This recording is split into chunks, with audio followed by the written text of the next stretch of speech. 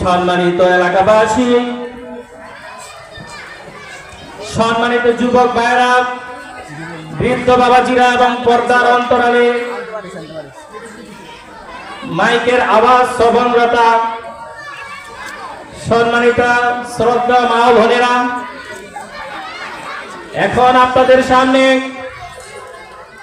কোরআন ও হাদিস থেকে গুরুত্বপূর্ণ বয়ান পেশ করবেন হযরত মাওলানা মুফতি কারি হাফেজ জনাব মোহাম্মদ আব্দুর রহিম সাহেব।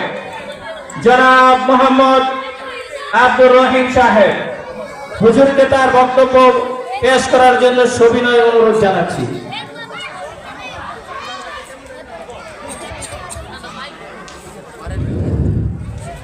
আসসালামু আলাইকুম ওয়া রাহমাতুল্লাহি ওয়া বারাকাতুহু।